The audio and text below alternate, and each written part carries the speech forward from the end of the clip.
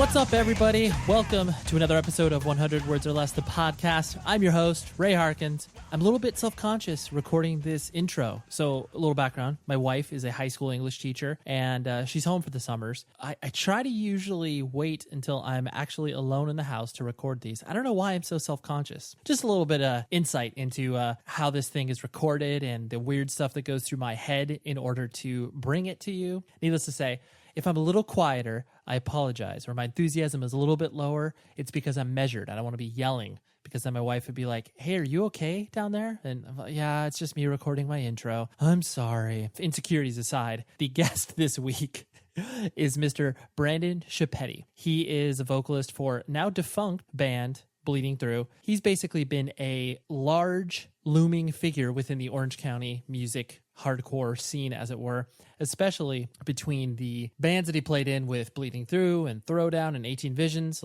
or has some connection to. It's pretty crazy. And then now he owns a very successful gym. More on him in a minute. That's my nice little tease. But let's get some business out of the way. For those of you that have been donating to the show, I appreciate it so much. It's cool when it seems to be that internationally people are donating. So maybe it's just this concept of, oh yeah, I'm used to giving money to cool stuff. Maybe that's more pervasive over there. I don't know. But regardless, Kimmo from Finland, thank you so much for your donation. I really appreciate it. Shout out to, I don't know if it's him or her. Isn't that sad that I don't know? I never asked. So, but yeah, I really appreciate the donation. Appreciate the comments as well. And if you want to leave a comment from the iTunes store, go there, type in 100 Words Podcast, type in some words, type in some sentences, hopefully, that are cohesive. And then, leave some stars because it legitimizes the show. I really appreciate it if you do that. And one and only Carol, thank you very much to you, whoever you may be, said something cool. Said, this show can provide insight and advice for those wanting to work in the industry someday. Love it. That's great. I have been thinking of doing a sort of bonus episode in regards to, maybe just kind of sitting down with one of my friends who also is working in the music industry, kind of what I do already, except more specifically focus on the business side of things. Because, even though there's a lot of podcasts that are kind of popping up that are speaking more specifically about, what it's like to tour, be in a band, all that other stuff, I think that there's some conversations that are not being had out there. So I'm toying around with it. So if you think I should do it, email me 100wordspodcast@gmail.com, because I don't want to do it if you're not going to listen to it. That's ultimately, I get that feedback. I get that rush from speaking to you, the listener. So thank you very much for that nice comment. Visit Property of Zach, our awesome media partners, propertyofzach.com, and visit the show's website. I've been updating the website as far as features, and you can sign up to a mailing list, and there's a bunch of fun stuff on there now. So if you haven't visited in a long time, visit there, 100wordspodcast.com. And like I said, email the show, 100wordspodcast@gmail.com. Before I spoke about Brandan, I wanted to speak about something specifically relating to a medium of music that I absolutely worship, which is vinyl. So recently some stats came out in regards to, I think it's this year's sales, so this year being 2014, saying that, vinyl sales have been on the rise for the past 5 to 6 years. It's the only growth industry besides digital in the music world, and even digital has kind of plateaued. And so it's this weird sort of bittersweet thing where I hear the sales numbers continue to rise and more people are showing interest in this format, and it's awesome because obviously it shows a certain level of dedication and interest to something that's a little bit larger than just a pixel on a screen, and that tangibility that obviously vinyl provides. But the sort of devil's advocate game that I play with myself is the fact that it scares me. It straight up scares me, because the more people that are, and when I say people, the more business stuff that starts to influence why people create vinyl. Like I look at, a great record that I purchased recently from a band called Mastodon. They're on a major label. They're on Reprise Records. And, for a double LP, I paid close to $40 for that. And realistically, I know the price personally of how much this costs to manufacture. So it's one of those things that I look at that and I'm like, man, that's indie labels charge maybe $25 at the most. And then granted, this is a store, so of course prices are a little inflated because it's passing through so many hands. But yeah, basically, I worried that this format will be priced out of relevance now in the same fashion as CDs was. Because, I mean, you remember, for those of you that existed when CDs first started to hit the markets, you know, they were like 17 to $20. And then it started to kind of wane where the price just got too expensive and people were kind of fed up paying those prices. And I think that is something that can happen to vinyl eventually and then really, really kill and hurt the format. That's my concern. Tell me if you think I'm crazy. I'm trepidatious. I'm fearful for the constant increase in sales in vinyl. And then plus we're also going to get really, really stupid releases, like stuff that's like, I look at Record Store Day and I look at like the titles that get released in regards to, oh, here's a, you know, Disturbed 12-inch. How many people are actually buying a Disturbed 12-inch? How many people are buying these bands that I look at and I'm like, dude, in a year, you're going to look in like the used bins across America and you're going to find so many copies of that people aren't going to know what to do with. And so I just always wonder where it's like, why? You totally see dudes in a room being like, oh, Record Store Day, that's a thing, right? What bands do we have? Oh yeah, let's go ahead and do a Disturbed 12-inch. I'm not picking on them specifically, but that's just the first thing that comes to my mind. So yeah, those are my worries. So yeah, hopefully vinyl will stay in that nice, sweet medium of being awesome to collect, but not too pricey that major labels feel like they need to put all of their resources in. Because I mean, I'm not faulting them; they're making money, and that is their right to do so. But yeah. Anyways, Brandan Schieppati, rant is over. Here we go. Now we're moving into the part that you tuned in to listen to.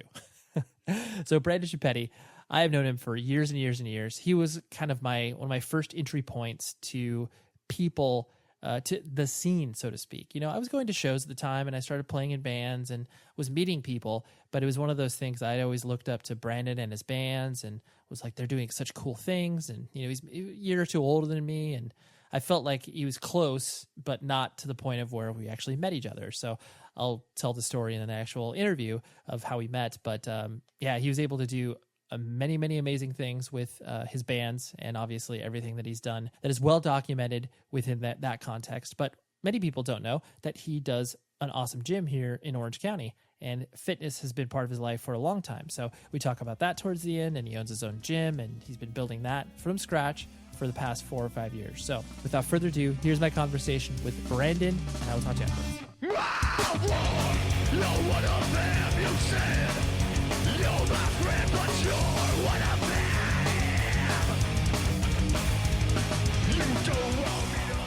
First sort of entry point to you. Okay. So I'm gonna take you back. I'm gonna see if you remember this. Okay. I have a feeling you may. Okay. So here's you, probably 1996, 97 maybe. Okay. Maybe a little before that. You were working at Smoothie King. Yes.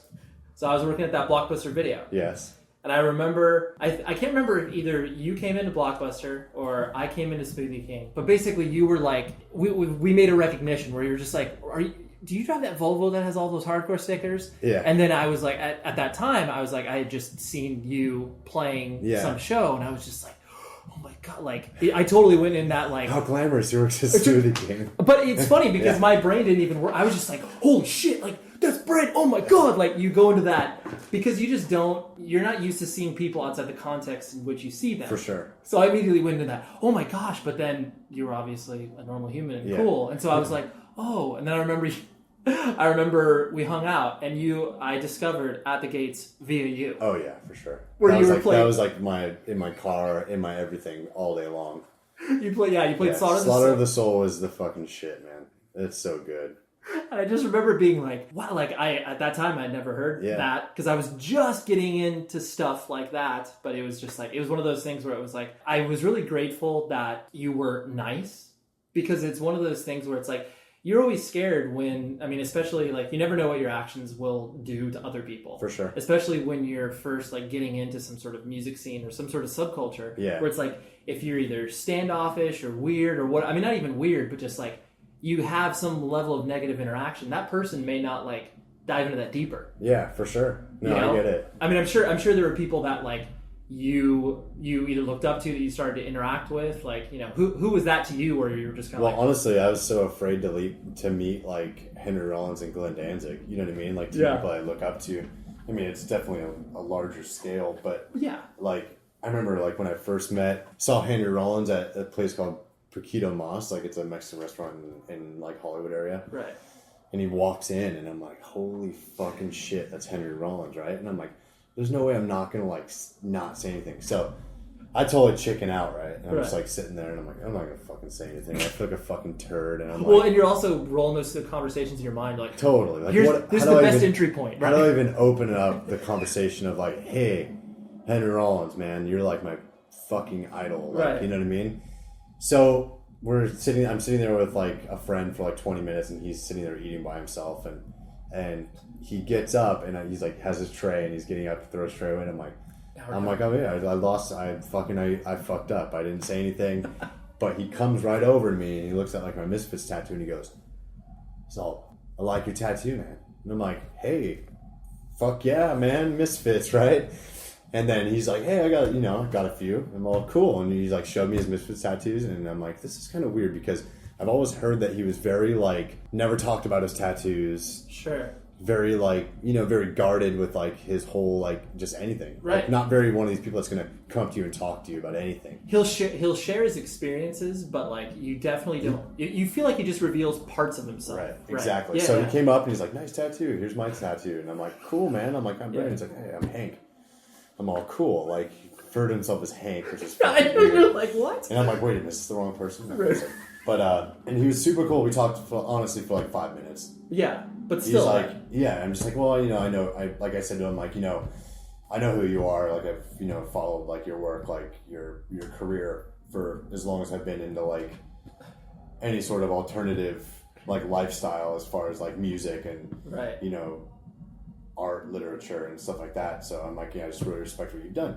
So I went away from that experience just being like, thank God that dude was like a real dude, because if he was a douchebag, it would have just sucked, right? Totally. So the weirdest thing is when the second time I had an interaction with him was backstage at Warped Tour. Okay. Really strange. Yeah. He did a couple Warped Tour shows with Rollins Band. That's right, I remember that. And it was like, not really his thing. Mm-hmm.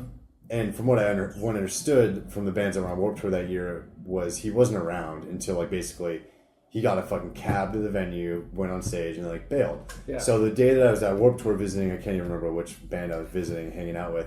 He was fucking backstage. Right. And so I'm like, I'm not even gonna be that dude. Like, hey man, remember me? Because even when it happens to me, it's like even if I have like a straight hour-long conversation with somebody, yeah, I'm not gonna always remember like what.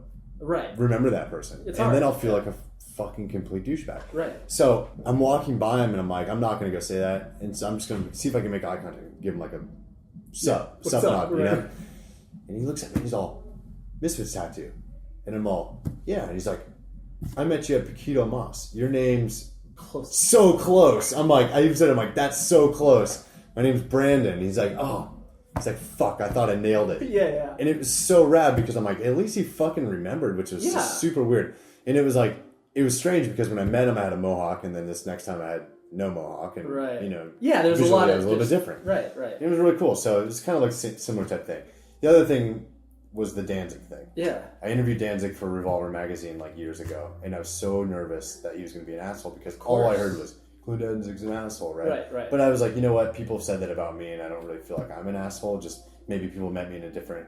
Totally. They hit you the wrong day. Wrong whatever. So I interviewed Glenn Danzig, and he was fucking awesome. That's great. And another thing, like when I went to go see Danzig play with like, I think it was like Pennywise, and it was like the Affliction. Oh yeah. I remember that. So he headlined at Long Beach Arena, and I'm sitting there backstage, and he rolls up in this van, and security like parts the Red Sea so you can walk in. Sure. And he fucking comes out of this van, and the van's great because it's like a total rapist van. His van comes up, and he walks out, and he like looks right at me, and I'm like, okay, like when Tangs is looking at me, and he comes up, he's like, Brandon, what's up? I'm gonna go get ready to play. And I'm like, that was it. I'm like, that's fucking weird. And all my friends are standing around me, and I feel so fucking cool. I'm like, Glenn Danzig doesn't give a shit about anybody here, but he fucking beelined it straight for me, say what's up, right, getting ready for the show. And I'm like, that's sick. You're like, that feels great. That's cool. Yeah. Those two instances where I was backstage places and Henry Rollins and Glenn Danzig saw me and spotted me. That was probably the two highlights of my life. Yeah. So, you're like, everything else is second. Is fine. 15-year band career and all that kind of shit. Like, it's irrelevant. The fact that like those two dudes like kind of remembered me was pretty cool. Yeah. No, but it's definitely that sort of like when you just realize that those other people that are creating stuff are like human. That's when it's like, and that's all it was. Exactly. Because that whole element of them being like a normal guy. You know what I mean? Because it's so hard to think of people that you respect from that perspective as that they're going to the grocery store. Well, and that's the funny thing too. It's like once you see them in that light, you could see them as, hey, this person on Sunday is probably barbecues and watches football. Precisely. You know what I mean? So you're thinking about it, and you're like, they're doing real weird, real shit. Yeah, totally. Because that's so glamorous. They're probably having someone. No, they're existing in the same planet we are. Exactly. You've always struck me too.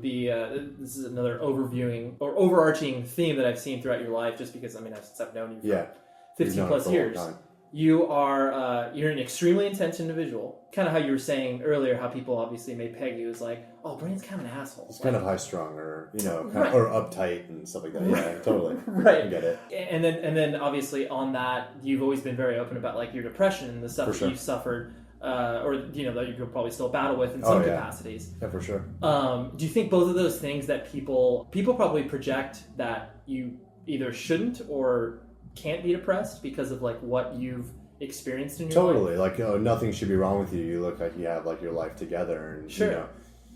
It's the sort of thing where like everybody that whether people like to admit it or not, people when they get up on that stage and they play shows, they have a little bit of a God complex. Mm-hmm. You know what I mean? Yeah. Whether you're playing a show in a fucking bookstore or a record store in front of 20 people, or you're playing like a festival in Europe in front of 60,000 people, there's a certain element of like, fuck, I'm on this stage and, I'm empowered. Totally. Yeah. And of course you try to portray that to people as well. Uh-huh. So I think people try to like kind of put you like in that spot where they see you as something that's like, larger than life to them, or maybe like an empowered position of being like on this podium, basically. Right. Having a microphone, having like a podium, So, why would that person be depressed? Like they're on that stage, like fucking having the time of their life, which is, I am having the time of my life. But you look at a lot of artists, whether it be like literature or painting or anything like that, or like music or any sort of like any creative art. Yeah. Okay.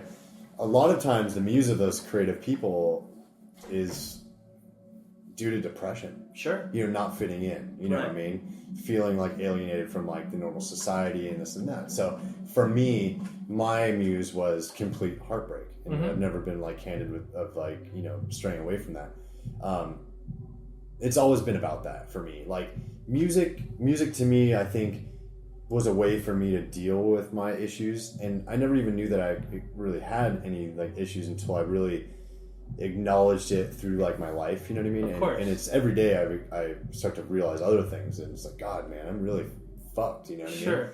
But music was my escape, and so for me, it's like I was trying to use my music as like an escape from my life as well, and I always wanted Bleeding Through to be a band where someone would be like, I was going through a rough time and Bleeding Through helped me, because there's so many bands that through my life that were like that band to me, I just find it because I found it always so interesting that people, like I said, especially look at where it's like, okay, you're from Orange County, and this can be applied to almost anybody that played in our scene, but it's like, you're a white dude from Orange County, you come from, not wealth, you in particular, but it's like, middle class. I'm a middle class, white kid from Orange County. Yeah, and I always remember, not about you specifically, but just conversations going around, especially like, in the late 90s, early 2000s, where it's like, what do these dudes even have to be like depressed about or like angry about? It's like, and what's funny is you look back on it and you're like, what did we have to bring up? Everybody has issues that they deal with. I mean, for me, I've discovered in the last like couple of years,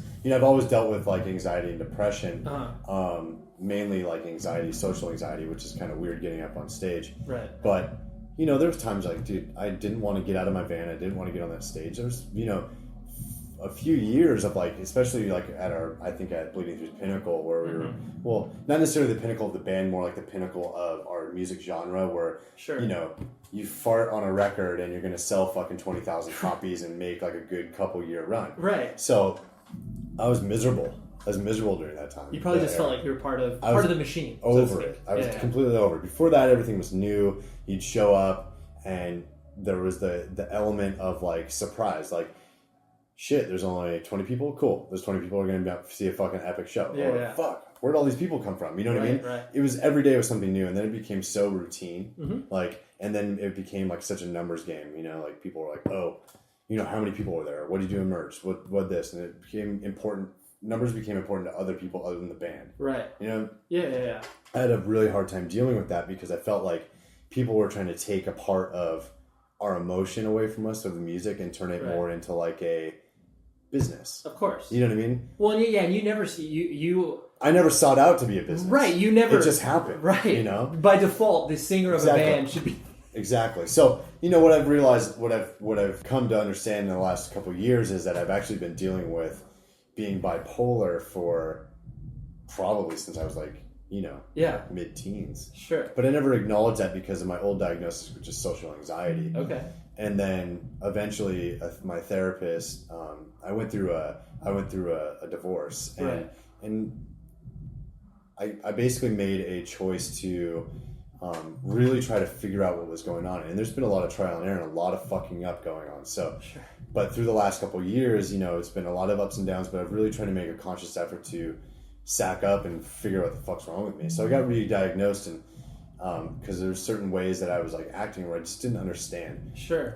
And then I got diagnosed bipolar. So that must have felt kind of liberating in a way. It was a very weird feeling because I didn't know that I was that, and so sometimes when people say you're this, right, you're like, fuck, man, really? Right. But at the same time, I'm like, well, that makes sense because there's so many times in my life that like the last like decade where I didn't feel like I had like power over myself. Sure, you're in control, right? Fuck. Yeah. So some, you know, it's, you know, the old school, you know, terminology for bipolar is manic depressive. So you're either manic, which you're like fucking, woo, this is the best fucking day ever, or you're just like wanting to fucking rip apart everything around you. So right. I always just really found myself in the rip apart around everything around you mode, and I think that a lot of people met me during that mode. You know what I mean? So I realized that, and you know, I've been dealing with that as well. So I mean, I think obviously a lot of that comes with age, or maturity, to where you can be like, you can actually look at yourself with a clearer vision than what you... I mean, none of us could look at ourselves when we were, you know, 15, 16, 17 years old. Yeah.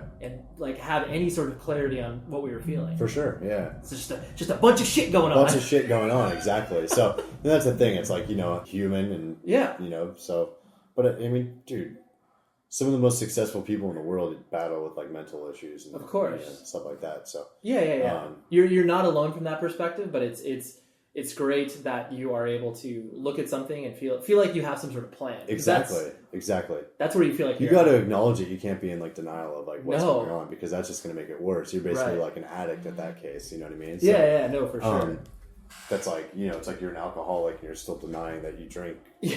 Fucking a bottle of Jack every day. Right, exactly. Oh, I didn't just do that, or I drink like a little... No, exactly. So. Yeah, you're trying to compensate. Yeah. But you yourself, you were born and raised in Orange County? Yep. Is that where you... Yep. Where in particular? I was born at Hoag Hospital in Newport. Oh, nice. So Costa Mesa. Yeah. Because you were primarily raised by your father? Did you split time with your father and mother? I split time between my dad and my mom. Like, my parents were together until I was about 11, 12. Okay. And then they split. And then midway through my teens, my mom moved back to Chicago because that's where a lot of our family's from the Midwest and Midwest roots, so she went back there to be closer to family. Got it. I stayed with my dad, and then, you know, it's kind of... I was all over the place. Yeah. Yeah, because you lived in a lot of... I mean, you moved around a lot in Orange County? Okay. Yeah, for sure. And you're an only child, right? No, I have an older brother. Oh, that's right. Right. Yeah. And so as you started to, you know, kind of dive into, you know, high school and your formative years and stuff like that, how did you get intro to independent music in general? Like, because I mean, your brother was how many years older? He's 8 years older than me. So yeah, so that he would. To be honest, like, I mean, he did give me that intro to music. I remember like the early years, he would always buy me tapes. So he would buy me like Metallica and like you know, Ozzy Osbourne. I'm trying to think of other tapes, but then he started like buying me like punk tapes, like the first Suicidal Tendencies record and like Bad Brains. So this would be like for Christmas, your birthday or something. Totally. Okay. And like, you know. Whereas, like, a lot of people in my family were getting me, like, Bobby Brown tapes. My brother's like, hey, this band's called Black Flag. Right. Check this out. This band's called DRI. Check this out. And I just remember as an early age, I really was, like, enthralled and pulled to, like, fast music. Right. Like the faster it was, the more I was like, fuck yeah, I want to listen to this. You're like, I get this. Yeah, I get it. So it just spoke to me at an early age, and I think that I listened to bands like Minor Threat and stuff like that. And you know what I used to do too? Like, I mean, I'm sure like you're the same way. Like when I was younger, I used to go to independent record stores, and to find out about something, you would see like a record or a tape or a CD, and it would say like for fans of or sounds like. Sure. You know what I mean? So if it sounds like one of the bands you already listened to, you bought it. Right. You know? So I started just doing that and started really just like. And I thought it was like really cool to listen to music that my friends didn't know what the fuck was. Oh, what sure. It was, you know what I mean? Yeah, you had an edge on them. Yeah. Like, and then I remember the first time I was introduced to like straight edge bands was I found a tape in my brother's like tape box. Right. It was a Uniform Choice record and Screaming for Change, and it was like the singer singing with like an X on his hand. I remember asking my brother like, "What's that mean?" He's like, "Oh, it's straight edge," and he's like, "I mean, there's no drugs, no alcohol, and this and that." And I'm like, "Okay, well," and then you just call yourself straight edge. Right. So I was like, it was just like new. It was like idea to me, and right. Yeah. So it was kind of cool. And was that all kind of in junior high, leading into high school? That was leading into high school. Okay. Yeah. I remember he gave me that Uniform Choice Screaming for Change record, and that was the first like time I've ever heard about like straight edge or anything like that. And I was in 8th grade. Sure. Yeah. And so then as you started to hit in high school, because you were at the time you were also completely immersed in baseball, right? Oh yeah. Like yeah. I mean, because baseball. That was like my life. Right. Yeah. Because it didn't you basically chose music. I chose music over sports. Right. I mean, and that was like what, like junior or senior year of high school? That was my junior year. Okay. I didn't play my senior year. That must have been a huge deal. That was a pretty big deal. I mean, for not only for you to admit it to yourself, but exactly. But I started playing guitar for 18 Visions, and we started playing shows. And I remember just getting on stage for something being like, "Yeah, baseball. The fuck's baseball?" Right? Like, right. It's funny though. You're like, I'm at the Showcase Theater. Yeah, like, exactly. So I remember we played a show with Napalm Death at Showcase Theater, and I was like, "This is sick."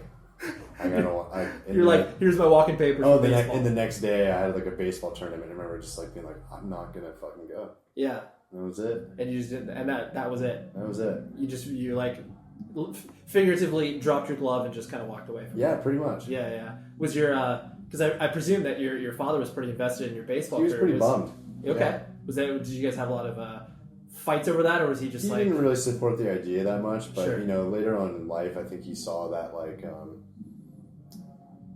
that I was doing something with my life. Yeah. You know what I mean? So he got really behind. He got behind the music just like I was playing baseball still. Okay. I mean, the dude has like boxes and boxes and boxes of magazines and everything.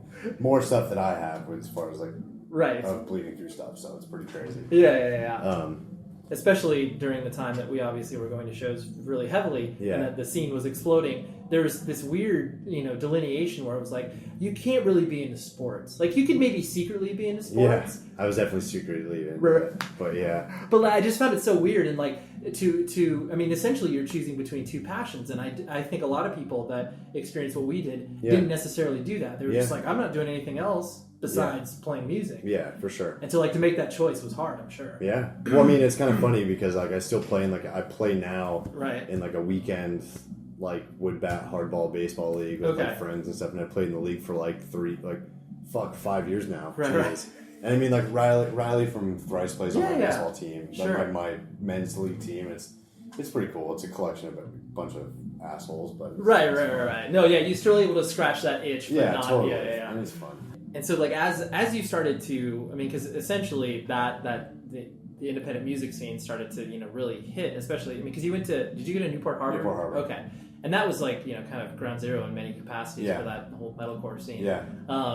When did you kind of realize that this was, I guess, expanding, where it was like, oh, this is bigger than just like our high school, like, that's what was always interesting to me to watch it, especially as an outsider, because like, I didn't go to Newport Harbor. It's like I went to Orange Lutheran, and it's like we were kind of, we were always like, oh, like we're kind of a part of the scene, but like we don't sound like any of the bands, and it's kind of always weird. Totally. But then since you guys were at ground zero, it was always kind of really, I mean, honestly, there was a lot of jealousy there, where it was like, all these bands are like literally 10 times bigger than we are. It was really weird. Like, I think when I started realizing it was like kind of bigger than just at like our high schools, we used to always have like high school shows. Right. Because there's a lot of bands that were like from. It's funny because I look back on it. It's like Newport Harbor. Okay.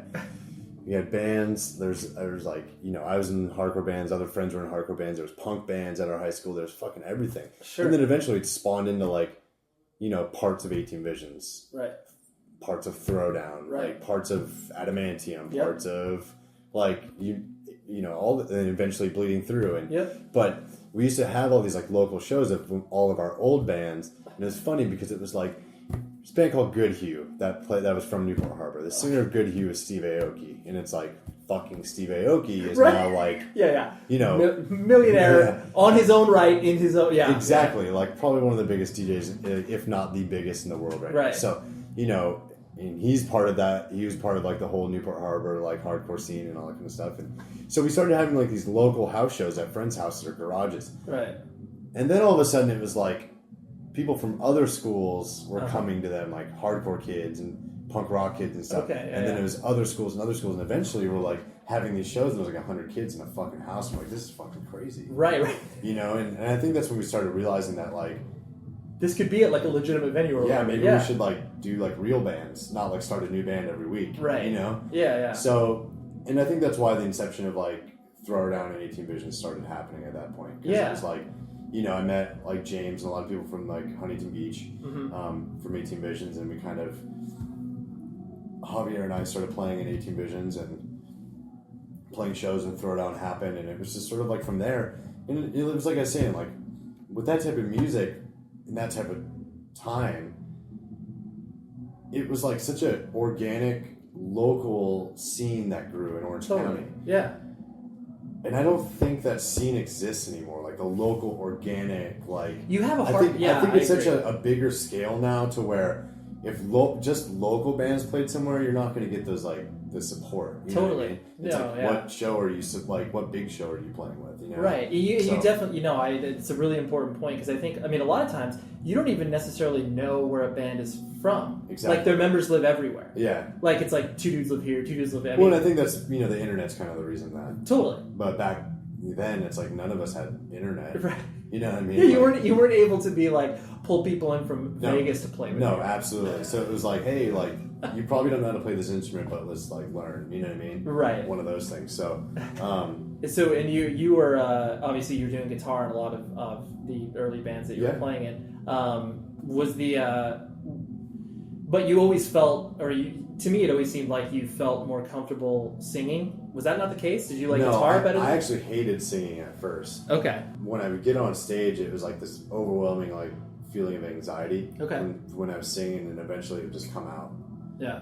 And I think it attributed to like me becoming better on stage, I feel. Okay. Because I kind of put myself into like a different state of mind. I was about to say, you like it definitely seems like you could have put yourself into like some sort of like character. Yeah. Like a different version of you yourself. know what? And I think I probably was doing like an alter ego. Sure. Because with guitar, it was like, I was in my own bubble. Yeah. Like, I just remember when I was playing guitar, I never really like remembered any of the shows. Right. I was just kind of doing my own thing and rocking out by myself. So I wasn't really remembering anything, and it's just like one of those weird ordeals. Right. I think with musically, like with singing, the only reason I wanted to is because I wanted to like express myself a little bit better. Right. Or not better, but express myself differently. You know? Yeah. So, you would be able to put pen to paper and obviously have that sort of lyrical representation. Like I was mentioning earlier, there was just because so much attention started to come to the Orange County scene in general in like the early 2000s, I found it interesting that there was, I think this happens with most creative outlets where there's, like I was alluding to earlier, that sort of like jealousy / competition, like this weirdness where it's like you're obviously all in it together and there's not that like backstabbingness. Yeah. But there were definitely elements of just like, like we have to be protective over this scene. Like, dude, there was extreme jealousy. Okay. If you really look at it, it's like Orange County produced so many fucking bands. Totally. And they're all, it's funny though, you look back, they all came from relatively the same time. Totally. It's like, it's within like a 97 to like 2000 time range. Was you like, look at it this way, it's like 18 Visions, Throwdown, Bleeding Through, Yep. Even Taken. Totally. It's like you had bands. Avenged Sevenfold. Avenged Sevenfold. You had Atreyu. You had Thrice. You had. Totally. The list literally goes like, Yeah. you know, at the tail end of Adamantium, Death by Yep. Stereo, like all these fucking bands, same era. Right. You know what I mean? And so of course there was going to be like the little bit of like, well, why not us? Like, why is this happening for this band and why not us? Like, we need that. Right. But the thing is, I don't think if there wasn't that element of like sort of like a jealousy factor, Right. none of those bands would have been successful. Sure. I feel that it was like a lot of the success of that music time frame was driven by jealousy. Mm-hmm. It totally was. I mean, I'm not ashamed to say that. Yeah. Like, I would see things happening, you know, for other bands, and I'd be like, fuck, man. I want that. Right. What can we do to get that? You know sure. what I mean? Yeah. And it's funny because that led all those bands down the path to, like, be successful. But I think at a certain point, it kind of led, you know, a lot of those bands to like split away and lose touch with each other. You know what I mean? Totally. It's like, dude, we were so close with fucking Avenged Sevenfold for a while, right? And you know, eventually, it's like they went off and did their thing. We were so focused on our thing, and it led to all these bands being so focused that when we were around each other, it was sort of like it's like we weren't even like friends anymore. Yeah, you know what I mean? No, totally. And it's kind of a weird thing, but now it's like I see a lot of those people, and it's everything. We're still close, right? But I think in the heat of like the battle of like what band is going to be from Orange County that's going to break, you know, like we're all fucking dead sprint, you know what I mean? And eventually, you know, Avenged Sevenfold it's not even a competition. So. right. Yeah, if there's a winner that is crowned, they clearly they're still doing it there by far. Right, but yeah, no, it's funny because I just don't think a lot of people. I mean, especially due to the age of everybody involved, but like a lot of people are either ashamed or afraid to admit that sort of like weird competition that exists, where it's like you can be friendly, but then there's that sort of weird pull that you want something better for yourself. Sure. Then as you've always struck me as a person too, in regards to the fact that once you had to start to think about your future outside of the band. Yeah. Was that terrifying for you? Dude. Like when because I mean, you started to have to make that transition like what, the mid 2000s in regard like whatever 2006, 2007 when it was like it was clear that you were unhappy yourself. I'm trying to think of like the moment when that happened. It was sort of like this thing where I think we were playing in like Germany. Okay. And we played a show in front of like 20,000 people or something like that. And right. I remember like going on stage and playing and fucking just giving it our all. And I remember like I never really focused on the crowd that much. Yeah. But for that show I was focusing on the crowd. And I remember just seeing like faces like look at us like with the look on their face like, why are you even like playing? Like, what are you doing? I'm just waiting for fucking Bring Me the Horizon. Like, can you get the fuck off the stage? Right. I mean, nothing against that band because I think that band's great, but it's like you can place any band in there that they're not there to see. I straight up said to myself, I got off that stage and I remember looking at our tour manager, and I said to him, he went up, he could tell something was up, and he's like, "What's up?" And I'm like, "You know what, dude? I think I'm done. I think I'm done with this. I'm gonna go home. I'm gonna get into the fitness world. I'm gonna open a gym." Okay. And I said it like right to him. Just like I'm done. This is it. I'm gonna start transitioning. I go home, and I said that, but I didn't automatically go home and be like, how am I going to do this? Here's my business. I had no fucking idea how to do that. Right. But I started thinking on that tour because I was so kind of miserable. Mm-hmm. And you listen to it and you're like, if anybody's listening to this, how can you be miserable playing it?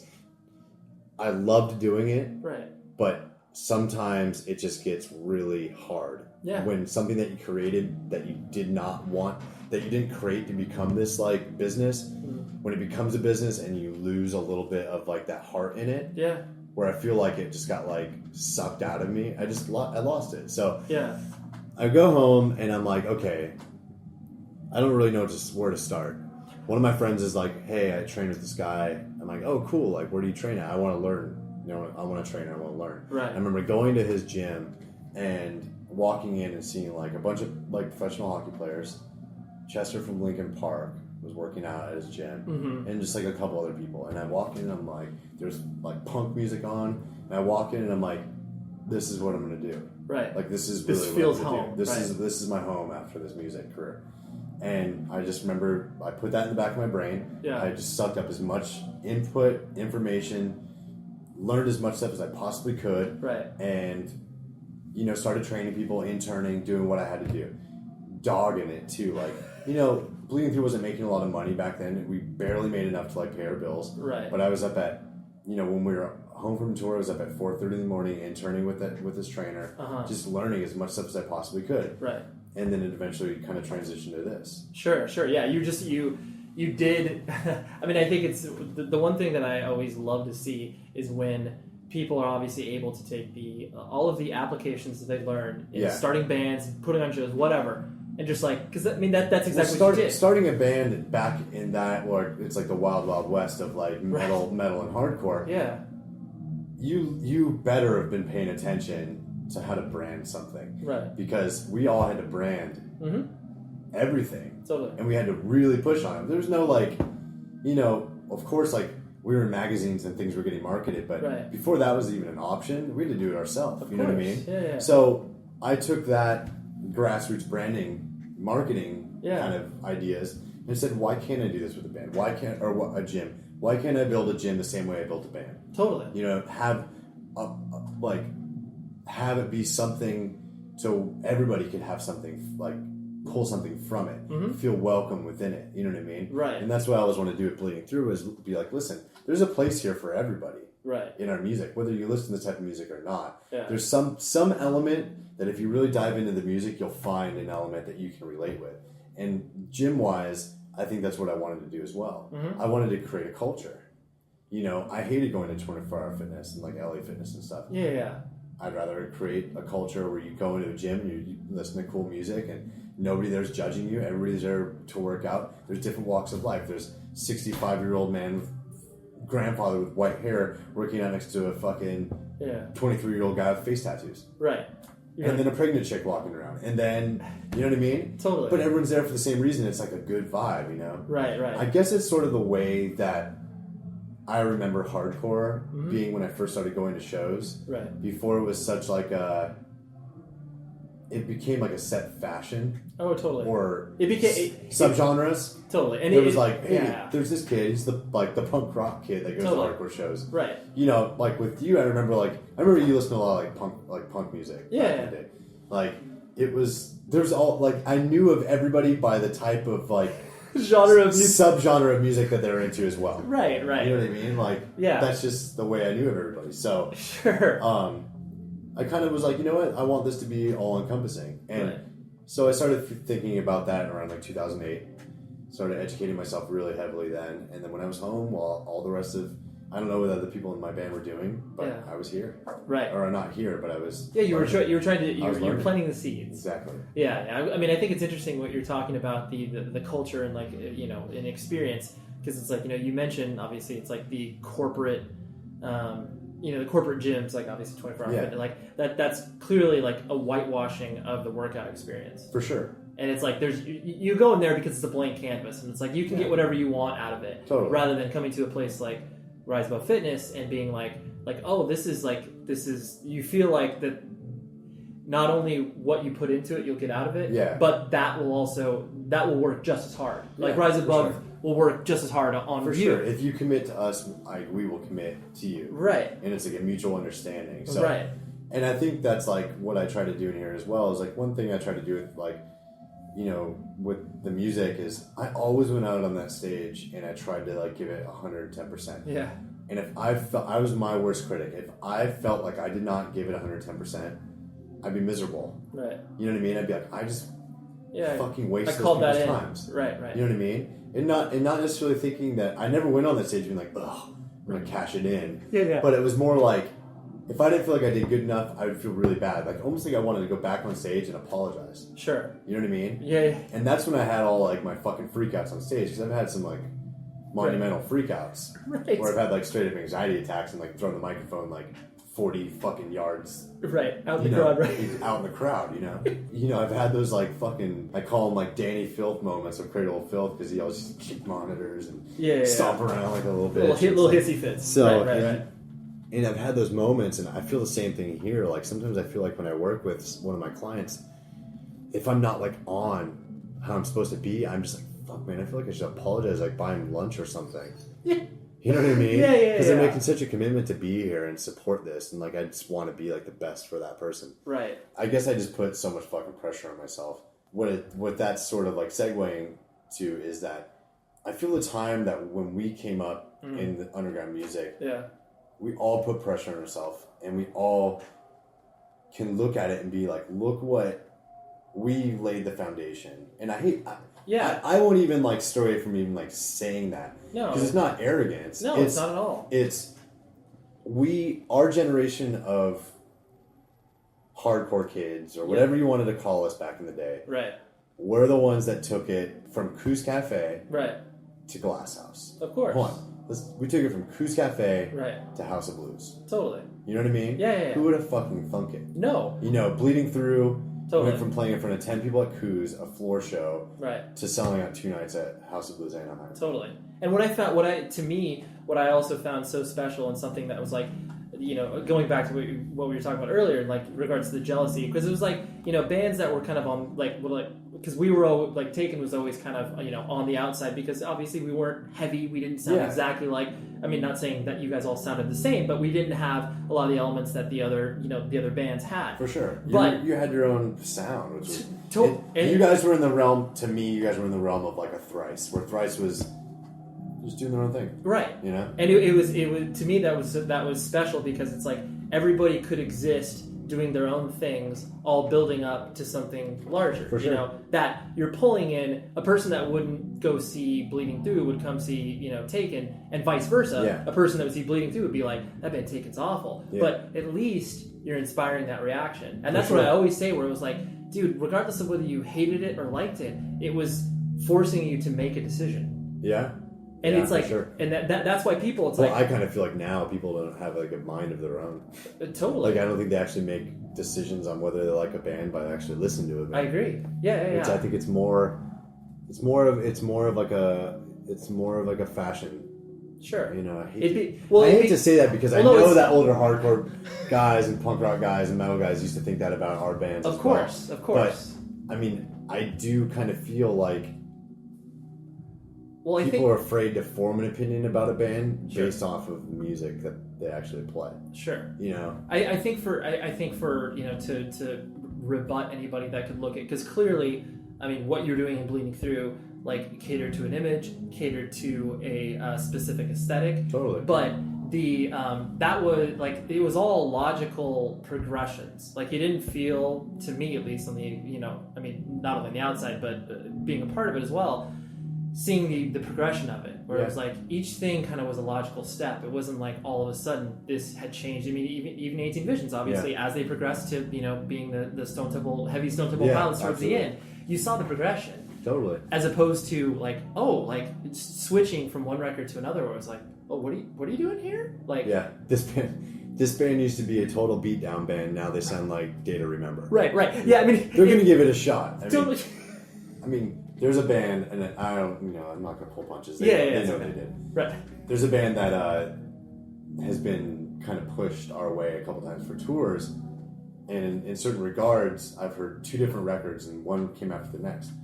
This band's called The Great Commission. Oh, yeah. Okay, so the first record that got, and I'm not saying this band's a bad band, like, they're pretty cool. The first record I got was like deathcore-ish breakdowns. Sure. That kind of stuff. Right. That was one tour they tried to get pushed on us. The next tour they tried to get pushed on us, their next record came out, and it straight up sounded like a heavier Day to Remember. Okay. You know what I mean? Right. So it was like, you're like, how much time happened between the records? And like, what happened? And totally. But that always leads me back to people saying, well, you know, the Truth had, when did you start singing? Like, did you fucking not listen to our other records? Right. It was a percentage thing. You may have done like 10% here, 20% here. Like, it was it's like, This Is Love, This Is Murderers had singing. Right. A lot of it. Just not good. Right. And I don't think it was memorable to people, so they don't really acknowledge it. Sure. It's a very good point. The Truth had memorable singing parts. Right. Declaration came out, had about half of the singing parts. I just didn't feel like it. It wasn't in my... I didn't feel like delivering my emotion that way. Right. And then people started complaining that there wasn't enough singing on it. So you can never please anybody. But I find that a lot of bands have tried the, shit, this didn't work, let's try this. Yeah, the or, chameleon shit, approach. This didn't work, let's try this. Sure. Yeah, no, it's... something I also found interesting, like the one or two more things I want to hit on before I left you, was the the idea that you've always, like, through every facet of the band's life, you've always been open about expressing the not only your own personal struggles, but like the struggles that a band goes through. Because people have, and when I say people, like your average, whatever, 13 to 16-year-old kid has a preconceived notion about what a band is supposed to be like. It's like, oh, it's just fun and good times. Like, you know, a tour's awesome. Like, there's nothing bad about it. Oh, yeah. But you've always been so open about that. And has that ever, have people been like, hey, should you chill out on that? Like, should you be a little more quiet about that? Like, yeah. Well, I mean, I'm sure, but it's like, there's a lot of like harsh realities with touring. I mean, touring was so fun, but it was rough. You know what I mean? Back in the days, I mean, fuck, like early 18 Visions days. I mean, we were like walking into like Denny's and like eating people's foods off their tables. Right. You know what I mean? Right. There's no glamour in that. It's like scraping by to get fucking gas money to the next show. Right. And there's a lot of arguments and a lot of like, it was fun and it's a great experience. It was, you know, one thing I could look back and be like, dude, out of all the years of tour, it was just such a great experience. I've learned a lot about myself. It's formative. Absolutely. Right. But I mean, dude, it's like, I've always been candid about, or not, I've always been upfront about like the way that Bleeding Through is. It's like, dude, we're friends. You know what I mean? Totally. And I see everybody in Bleeding Through as like a family member, but it's not like we talk all the time anymore. Right. You know what I mean? Which is kind of like a sad thing. Like when we're still around each other, it's like, dude, it's like we never stop touring, but it's not like we hit each other up on a daily basis to like chat. You know what I mean? How's it going? Right. I think that touring around with somebody that long kind of burns you out on that person for that long because you're literally on top of each other. Yeah. For your life. Totally. So yeah, it's just like is there any component of regret in the way that you either, you know, portrayed yourself, you put yourself out there? I mean, obviously at the moment, I'm sure you were expressing honesty. Well, sometimes with Bleeding Through, I mean, the only thing I regret with the way that I reacted on the road with Bleeding Through is sometimes I was a little bit too like total fucking like general. You know what I mean? Sure, yeah. Like you felt like you had to kind of keep the train on the track, so to speak. You were like I was a little bit too intense. Sure. Sometimes, and I think it rubbed my band the wrong way. I was maybe a contributing factor of the band not having as much fun. I kept it really business. Sure. I guess that's just my nature. I mean, we still had fun, but like I think I maybe kept things like tight. Yeah. It's just because I think it goes into my bipolar is. Part of being bipolar is you need consistency. So if I didn't think things were consistent, I'd fucking lose my mind. Right. So like, and then I'd be even more of a nightmare to people. But as far as like letting people know like what went on with Bleeding Through and stuff like that on the road and in interviews and stuff like that, I have no regrets about that at all. Yeah. It paints a clear picture. We were what we were. Right. You know what I mean? And like, when we are what we are, and we've never been a band that has shied away and tried to keep ourselves like a mystery from people. Right. We've always tried to be very flesh and blood, and I feel that's the reason why we've had like such a long career, is because people know that at our shows we're not going to be hiding somewhere until we go on stage. We'll just be chilling, watching the other bands, and like hanging out. Yeah. And when people come up like, "Oh my god, like what are you doing out here?" It's like, dude, I can't hang out at a fucking show. Right. You know what I mean? It's like, and we become really flesh and blood with people, and I think that part of that is. You know, because of that, we've had such a I think a unique career. Right. You know, I feel we've had a very strong, you know, personal relationship with the people that have supported us. Now, that's also led to the some people thinking that they don't need to support us because they're friends with us, kinda. Okay. Or maybe they've talked to us like 5 times in a row when we've gone there. So the 6th time we go there, they don't go to the show. Like, oh, I couldn't make it, but like, cool guys. Right. But they still like contact us like all the time. You know what I mean? Right. It's almost like they've overinvested. They need to pull back. Exactly. Okay, that's interesting. I've never heard of that train of thought. I think that's happened quite a bit with a lot of bands. That's true. Yeah, because there's definitely an argument, especially in this day and age of touring, where it's like scarcity is a good thing. If you're not going through Birmingham, Alabama for the 3rd time this year, that's probably a good thing. You know. And like there is that element of like, oh, we're going to see Ron in this city every time, and this time when he's gone, you feel like you're like, what's happening? Dude, it's like a piece of you is missing. Right. You meet people that are like, Bleeding Through is the reason why I fucking... Right, I exist, yeah. Right. You know, I was in Afghanistan, I was blowing shit up, listening to Bleeding Through, and I came home and I fucked my wife to Bleeding Through, and we have a kid now. And fucking, you know, the most extreme example. The most extreme fucking story of how your band, like, you know, played a role in their life, and then all of a sudden you don't see them at the shows anymore. Like, but fuck, man, like, what did we do? Right. And it's just because I feel like they overinvested. Yeah. No, that's really interesting. I'm glad that we hit on that topic. There's two last things. The one, like, going back to, you know, the intensity of you as an individual, I always really, like, I remember when there was weirdness between us. There was a tension between us. And it was, I am the most non-confrontational person. I am like a complete, I wouldn't even say passive-aggressive. Probably at the time I was more passive-aggressive than, like, now I'm recognizing it. But I remember, like, when we sat down in Denver, Colorado, where you were like, Ray, let's talk. And I just had my surgery like a couple days before too on my face. Totally. Yeah, that whole thing. And it was funny because when we got on that tour, I didn't even expect that you guys were ever going to join up again. It was like we had 2 weeks before Hellfest or whatever, and you guys were going to be completely, you know, you guys weren't going to take a part of that. Yeah. And so then I remember, it was honestly, legitimately one of the only times I've, like, had that sort of, like, sit-down moment with a person where it's like, okay, let's talk about our problems. Yeah. Like, outside the context of, like, a family member. For sure. And it was one of those things where it's like I walked away from it being like, I felt good about, like, putting it out on the table. For sure. And it was one of those things where I'm sure you've done that with other people, and they've gone the opposite direction. Where just absolutely. Like, the thing is like I always looked at, like, our Orange County, like, community and our scene as like a family. Yeah. You know what I mean? Yeah. There's always weirdness. I mean, I used to have weirdness with Alex from Atreyu. Sure. Oh yeah. You know? Yeah, of course. And, you know, that got squashed because we showed up in Europe once and we're like, well, who are we playing these shows with? Atreyu? Are you fucking kidding? Like, I was you're joking, right?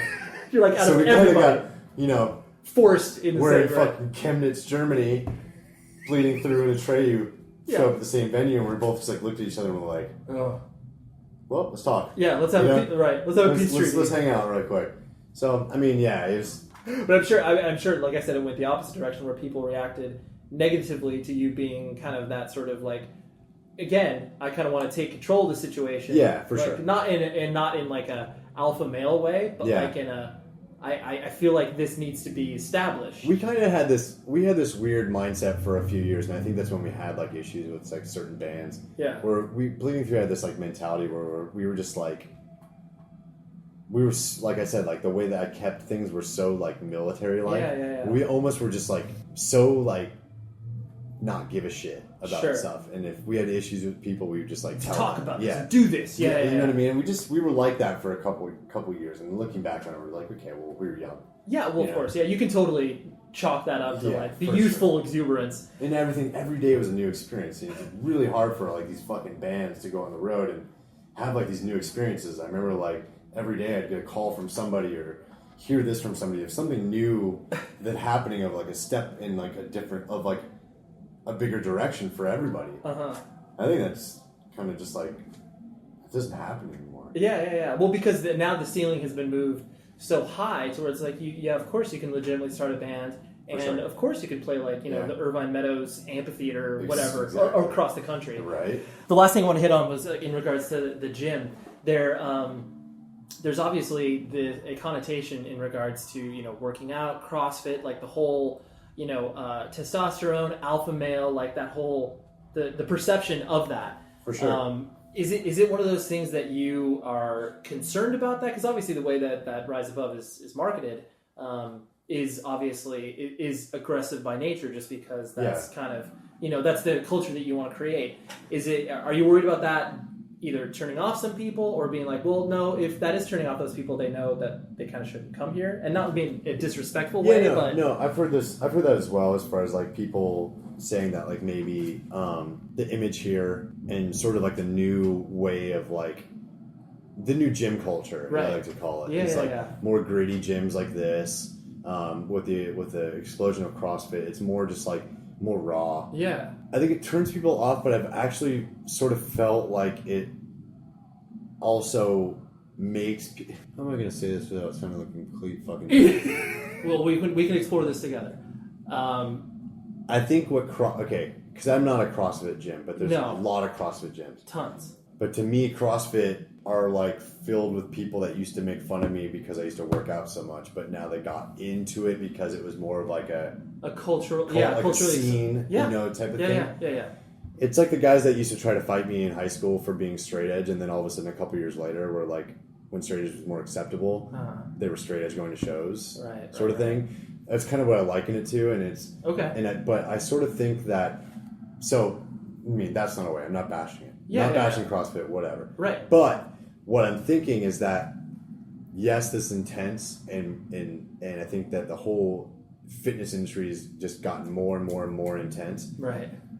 I don't necessarily think it might scare some people, but it's one of those things where you're just like, it's like Fight Club. It's like, you're kind of curious. I kind of want to get into this. Right. You know what I mean? Like, totally. I kind of want to I want to pull like my inner badass out and fucking try to get into this. Right. And what I've found is like, a mom will come in here. Right. 43, let's say hypothetical. Of course. 43-year-old mom has a 12-year-old, a 7-year-old, and a fucking 5-year-old. Yeah. Okay.